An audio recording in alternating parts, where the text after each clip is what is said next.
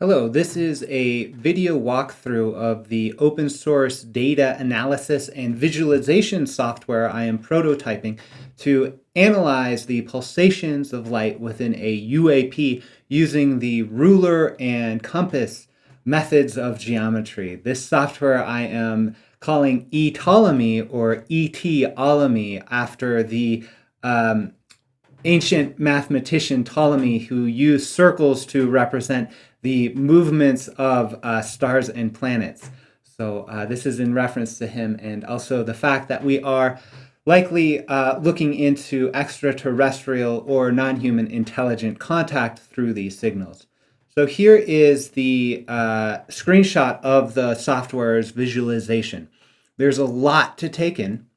But I want you to know that every single color you see in this screenshot is actually an expression of geometric precision to the limit of the frame rate that the video had to capture this UAP pulsation. So every pulsation that the video captured is generally mapped within 3 to 4 meaningful mathematical ratios. That's the bulk of the number of intervals are characterized by these geometrically precise ratios. And so this screenshot tells you exactly what those ratios are. And the fact that it's showing up in the visualization means that it is congruent with the ruler and compass method constructions of the intervals and things like that. So there's a lot to take in. But I'm showing you this as a way to connect. The whole visualization software makes a video where it shows the pulsations of light in that black circle up top, and then it's all set in proportion, and you can hear what's happening in the background and see what's happening with the UAP. All right, so there's a lot of context to this. This video comes from Rob Freeman. And you can get to the link here. And so it was filmed at the Monroe Institute. There was a UAP Consciousness Connection Conference, something like that. That happened in May. And it was attended by notable experiencers, Chris Bledsoe and Dan Berg, who I've worked with in missing time regression. And so I was paying attention to this because it seems really interesting. Notable academics were there too. Sean Esborn-Hargens, who is the program director of the PhD program I'm in, as well as the Academician, the podcast host of Liminal Phases. And so he was there too, and both have publicly spoken about their experiences. This video, so what happened was they did a CE5. They had some experiences arise, and then as those experiences arose, they noticed a flashing in the light. That flashing generally was only picked up on cameras that Rob had. So you could see it a little bit, and then they had to have 10 times zoom, and then they captured about 40 to 60 minutes of video. I only saw 6 minutes. That's what's being presented here.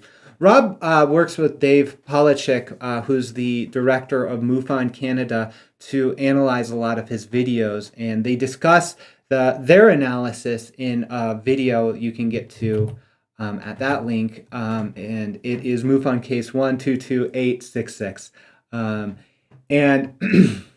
they basically conclude it's not space trash, it's not the ISS, it's not a satellite, it appears to be moving. It's not in geosynchronous orbit. It's actually under power, it seems like, and there seems to be intentionality in the expressions. It is notable that 2 communication towers at the time for AT&T and another network went down. So I want to talk a little bit about the geometric hypothesis. So I have a hypothesis that a lot of these communications are geometric in nature, or possibly geometric in nature. And so that hypothesis came to me through dream experiences, but it is not out of line with SETI and METI, the Messaging of Extraterrestrial Intelligence policies. So they suggest looking for bisection, golden ratio, and things like that, and that's what we're doing here. So here we have the obvious pulsation pattern that I wanted to get to and understand.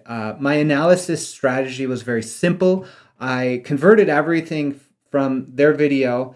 I cropped it. I made it black and white. So then I said, if I can measure the intensity of that brightness from black and white, it's a lot easier than measuring it from color.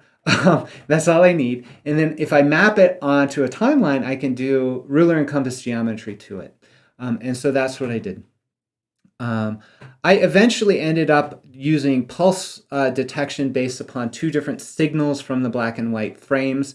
One was the average brightness of all the pixels. The other was the distance of pixels present. So when there's a very intense white, that the distance from the deepest black of the image to the highest white is larger. And that actually provided a means to detect pulses that were kind of at the edge of visible discernibility. There was some atmospheric issues, right? Like twinkling of stars, there's clouds that move in. And so what I ended up doing was observing and analyzing a star that moved across the whole cropped frame. So it's very, very close to the pulsation of light. And I corrected the pulsation of light based upon what the known intensity of that of those stars. The correction wasn't major, actually. It did not change the shape or size of the graph, which I was sort of expecting, and that's fine. So the next thing to know is that ruler and compass geometry is a subject of its own video series. You can watch mine called The Universal Language, but it is really based on very, very simple activities. And so this is, I drew a line, I drew the circle, I drew the second circle. I then used both of those circles actually to create this golden section of this dimension. And then I reflected it over on this point, and lo and behold, we see the actual pattern being expressed in this circle. That key, then, the geometric key of this whole thing, which is basically a series of ratios, is expressed in this pattern, which you'll see in the geometric demonstration in the video. But each of these intersection points of this line are intensity pulsations, right? That's what we see in the pulsations. And this is the geometric pattern or grid upon which those pulsations are expressed.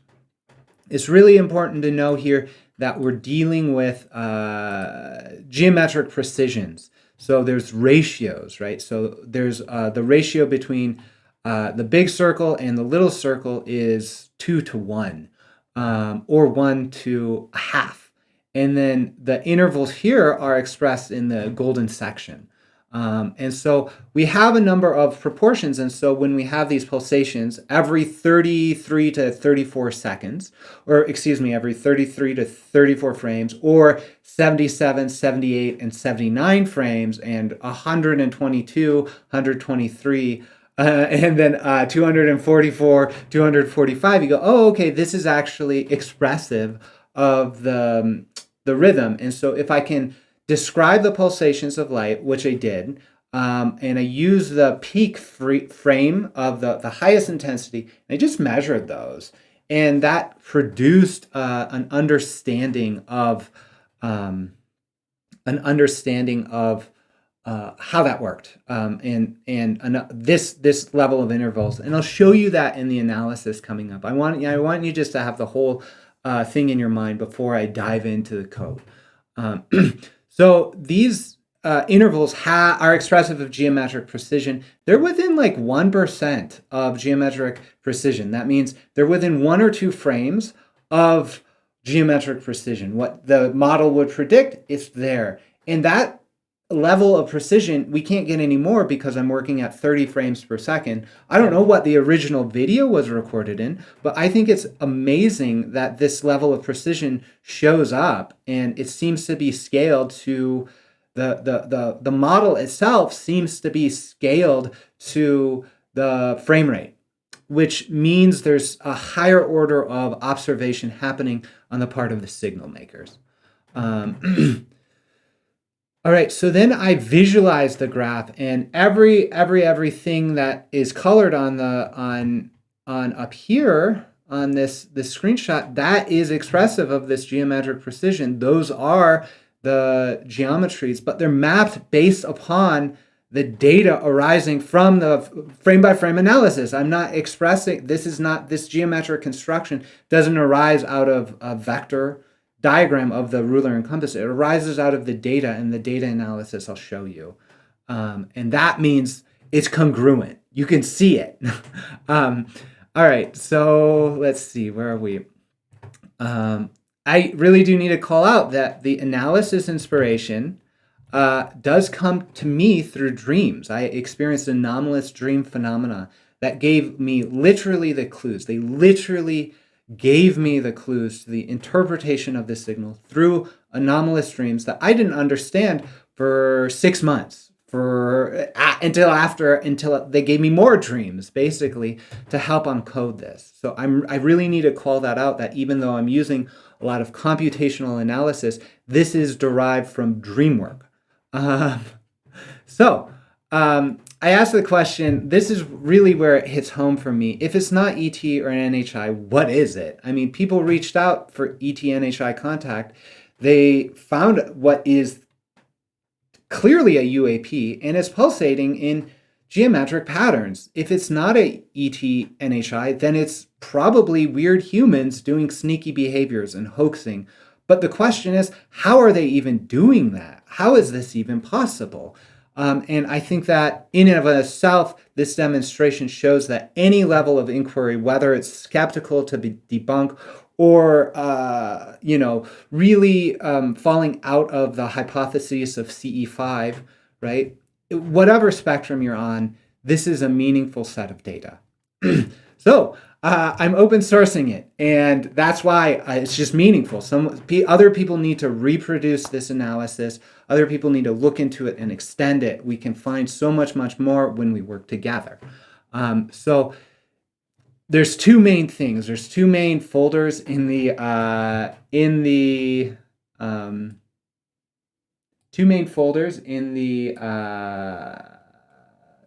code, and I'll walk through that really shortly. Is analysis and visualization. Like I said, license is the Creative Commons attribution, and it is the non-commercial. So it's a share alike. So if you derive something from this, you have to share it. But you're welcome to use all of the code, my code. To get that original footage and things like that, you have to go to Rob. You have to go back to the original sources. I'm only sharing my cropped down and masked versions of them, which should be sufficient to reproduce the analysis, but you're welcome to go back to the original source to do that. So I want to now walk you through some of this code. So let's go back to the, this is GitHub. This is a public repository. It's ETolemy. Here's the README. We've got the analysis and visualization folders. I'll walk through the analysis folder with you. We've got several instructions. Generally, the instructions are to bring the video data, this video data, the circle, the focus, the stars, and the torus, into a set of frames. And so those frames, we have instructions as to how to do that here using the ffmpeg command. We'll generate a set of frames. That's a lot to keep in the repository. We don't need to do that, so we just have the video and the instructions. Those frames are then analyzed in these steps, and then these Jupyter Python notebooks are used to create some of the assets that I use a very long sprite image to do the animation for the UAP flashing. So those are there. And I just want to walk through some of those files. All right, so Jupyter Notebook, I love them. This is one of the first times I've actually deeply used them. But we've got these steps here. I'll just click into here so that you understand what we're doing. here's the average brightness analysis. It should be pretty simple. I iterate through all of these different types. There might be a bug in here because I'm not sharing the whole photo or image, so we'll have to, I'll clean that up as we go on. But just know if you're into reproducing this, you will not be able to get the whole video frames because that's a big file and it is, you get that from Rob. So, or from the YouTube channel, which is what I did. And so it produces this analysis and then it goes through and produces this data frame. It's very long and outputs to a CSV. Then we go to step 2, which takes that CSV and it clarifies the signal. So that's a really important thing. So I'm reading the CSV from the data file, and that's what it looks like. It has all these different columns. It should be obvious. I use kind of inconsistent abbreviations. Again, I'll clean that up, but it should be pretty obvious if I'm looking at the whole videos, the torus, the circle, and the focus. Those are different videos I'm looking at. And then the brightness, the valence, the max, these things. And so we see here some of the graphs. Let me see if I can, right here, some of the graphs. And you notice there's like an aperture thing happening of the brightness here. So we're correcting that. So the peaks kind of are all proportion. We're squishing it into a scale, basically. And so I correct that. I'm exploring the difference. This is the analysis with the stars. Once again, I have that sort of aperture correction happening. Here's the valence of the stars.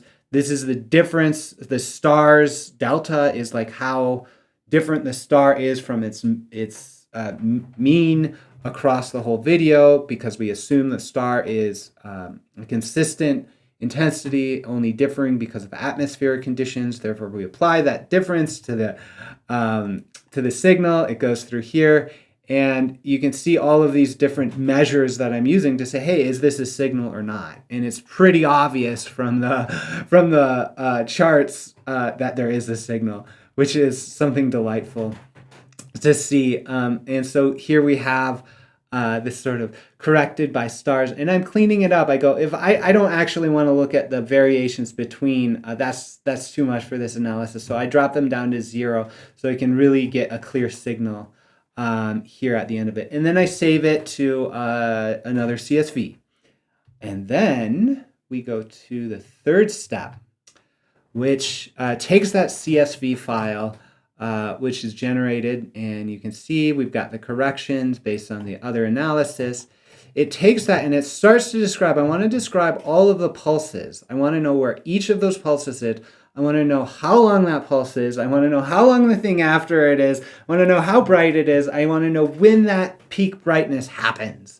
And so I run through this analysis and I say, if there's a signal here, I want to know all of these things. So I'm starting to describe it. I have start frame, peak frame, end frame, duration, start brightness, peak brightness, end brightness, because there's information in everything, but we have to start looking at a scope that makes sense to the eye and brain, and then kind of hone in from there. So that's what we're doing. Here, I'm getting the next intervals and previous intervals. This is the geometric analysis. This is the application of the ruler and compass, because I know there's a certain proportion in the ruler and compass. I know there's a specific ratio coming out because I'm measuring them. I go, what is this? What is this? What is this? And I go, okay, this, if it's within, if it's the peak frame plus is 32, between 32 and 35 frames away, then I know it has the ratio I'm terming 0.13, right? If it's between 243 and 246 frames away, which actually is really incredible because it's precision of 1/30th or 1/10th of a second across 6 seconds. like that pulse and that pulse, right? That's pretty intense, actually. And so I'm applying these ratios to it. I say this has that ratio if I can find a pulse in that experience. And then I want to I get these arrays of arrays, and you'll see that I don't fully understand Python data frames yet. I'm more of a like a JSON guy, so or JavaScript. So you'll see that there, but that doesn't matter because the analysis can continue. Right. So I'm now. I get the ratios too. This is where I test it within the precision. This is where I get I divide it out from the differences between the frames, and I get the ratio between what I'm determining is the unity radius, the 244.5. This is what comes out of the ruler and compass going, this is the same, this is the same, this is the same. How far is that apart? 244.5. Then I'm dividing these ratios into it. And then this is where I get the figure is within 1% of geometric precision. And it is. So we have all these measures, and I wanted to see like what's the histogram? What are the bins associated with this? So right, so most of the pulses are one frame, right? But some of them are like 7 frames long. Some of them are 10 frames long. You can see that distribution there. Ratio count. This is for me the proof. The proof is in the pudding. I go, okay, if this is a geometric communication, there's got to be a lot more geometric intervals, geometric pulsations than not. There's got to be more signal than noise. And so here, this gives us the ratio count right here, gives us how many geometrically applied ratios are applicable to each of the intervals, right? So this says here that nearly 110 of the total intervals have are expressive of 4 geometrically precise ratios. The 70 are expressive of 3. Then there's 2, then there's 1, and then here we have about 30 some are expressive of 0 ratios in terms of geometric precision within 1%. That number actually changes when I open it up a little bit. Like that number, that goes, but like being as precise generally as we can, this is what we get. And it's like, hey, this is a lot more precise than not precise.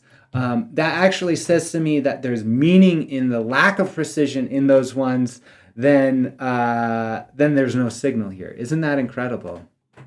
And so that is the analysis. And I want to show you a couple other things so you're aware of them. This is the data. If you want to get into interactive data, I have this Tableau public dashboard. It's on my profile, and you can just get into it. You can download the data here or the workbook and explore it if you don't like the way I'm visualizing it or whatever. This is a raw data book, so you can do whatever you want with it. There's nothing fancy in here. This is one I used for my geometric analysis of the experience, and I built this so I could print off different segments of the signal and be able to work with it basically at the scale that my compasses and my golden ratio calipers would work. So if you want to do the geometry like I've been doing the geometry, you go to this notebook and then I do 1,000 frame chunks. I get that, I download the images, I print out the images, and then I tape them together. And so I have long scrolls of these that are coded or whatever. So those are 2 places you can get into that. What else is going on? So now we have to go to the visualization. So here's the visualization files. This is a very, very simple React app. And it is not a super performant React app, but it works on my local host. So let me show you how that might be. Let's see if we're running it.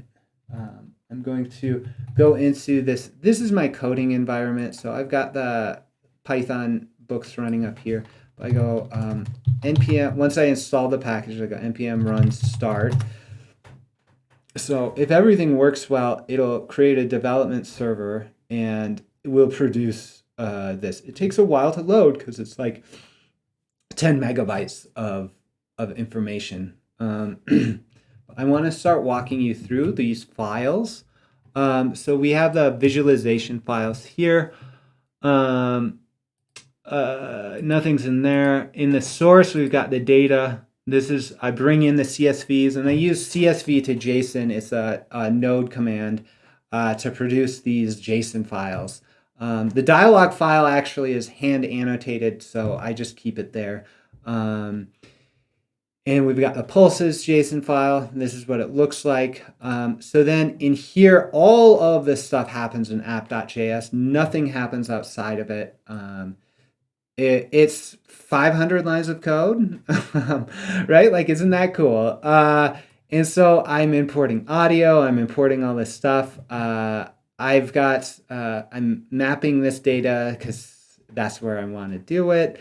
I use tone to generate the sounds. And it's basically just setting everything up. Here is the state of the animation. So here are some variables. If you want to change it, you can. Let's see if this is up. Yeah, here we go. So here's the app. I mean, you can get into all you need to start understanding what's going on with it. And let me see if I can start if I go like that, you can see I can start this and it plays. And then behind me is the frame number and the frame rate. So that was really important to work with. One of the things I want to point out, which I found was really cool, is if I go into the app, where am I? App.css, you'll see, where are we? Overflow hidden. If I take this away, and I'm sorry that this is all a mess right now, but this is a lot of work. You can scroll, and then another thing I needed to do was to make sure that there's like performance issues around displaying it all. But I thought it was like really cool. Somewhere in here, I'm testing if this. So I'm going to comment both of those, and then the entire chart shows up. Like, you can just print this out and like work with it if you want. Like, this is it. And isn't it amazing that right? So that around the intensity, this is a new discovery when I discovered these constructions. Actually, I was like, this one. When I applied the data to it, I noticed that these bars are mostly the size of these orange. When I squished it into the scale, right? Like at the top, this sort of, it looks very similar. And like, you notice these points are sort of like on these circle lines. Like, I don't know what else. I mean, I just sort of assume like that's there, that's there, that's there, that's there, that's there, that's there. They sort of like touch it. Like, so that's a further indication of the geometric experience. So I just wanted to show that off. You can get the data in here so you can start mapping it. It's a very clean process in terms of generating data visualization. And then these bars up here are a different way of visualizing the same data. It's the same way as hearing it.